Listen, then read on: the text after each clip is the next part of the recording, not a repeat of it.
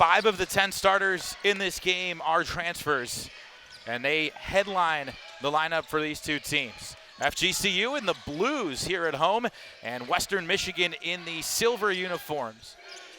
It's been a struggle in the early go for the Broncos. Their only win this year came against a Division III team in Hope College, and they've got a couple of losses against Big Ten teams on the road, as well as Division II Saginaw Valley, as the first bucket goes for Titus Wright.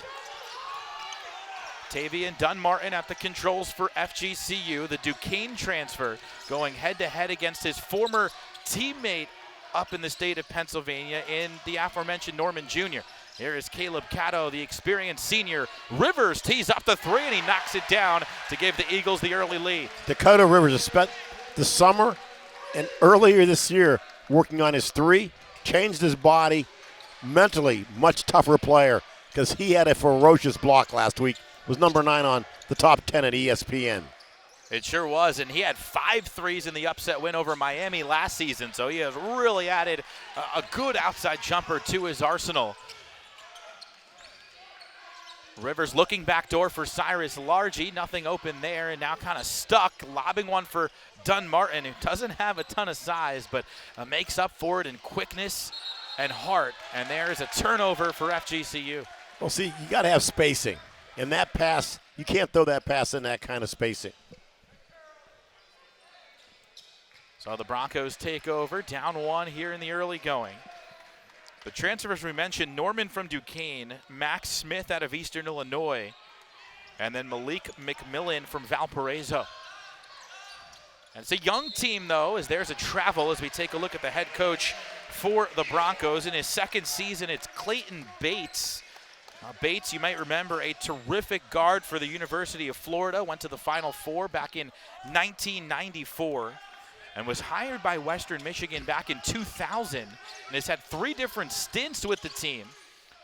Went to Wright State for a couple of years and then came back as Rivers is called for the travel. Well, I'm telling you right now, the way this game started out with these traveling calls, looks like these players need to go to the Fred Astaire School of Dancing, learn how to move their feet, keep them set. Hey, they're still bouncing back from that Thanksgiving meal last night. Yeah, well, they better bounce back quick because turnovers, you go to McDonald's for turnovers. You don't want it on a basketball court. Baseline drive, the pass goes begging. Rivers picks it up for the Eagles. Dunmartin went for 26 points on Tuesday in the big win over Rhode Island. Samuel is fouled and will go to the line for 2. Well, the big dog's going to work. Now, the only thing I'm saying on that pass there, you got to give the man the pass where he can go to work.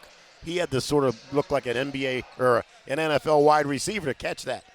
Get it in my hands, let me come down, and then let me go to work. Oh, Samuel is going to be a major advantage for FGCU all season long, especially when you get into ASUN play. He is 6'11". He started for 3 years at TCU, started 95 games in the Big 12. And with everything going on with that program, decided to come to Southwest Florida, suit up for Michael Fly, and what a presence he is defensively down low, J-Webb. I mean, he can score, too. He averaged 9 points a game in his career with the Horned Frogs. But, I mean, he's the type of player you don't normally see in the ASUN. Well, he's a legitimate rim protector. And all the bigs in the ASUN are going to have to go to work on the big dog. I mean, he's going to be a major focal point for the opposition's game plan. Because he can scoop up rebounds and he can seriously block some shots. There he is coming over on the help defense. Ball is trapped. Dunmartin got a hand on it underneath. Western Michigan will hang on to the possession, but good defense there from FGCU. Well, see, once again, for young players, men or women, you notice that the bigs down there were doing what? Holding their hands up. They weren't reaching and slapping. FGCU played a very efficient, very disciplined second half against URI to win by 1 point, 67-66 on Tuesday night here on this court against a team that entered the game top 100 in the country in terms of the Ken Palm rankings. That one comes up short, tap back, no. Samuel using that height to bring down the rebound. Dunmartin flashing the other way for FGCU. Kicks to Largy, puts it on the floor. Rivers straight on for 3. Book it. Dakota Rivers with 3 more. There goes that man, hand down, man down. I'm telling you.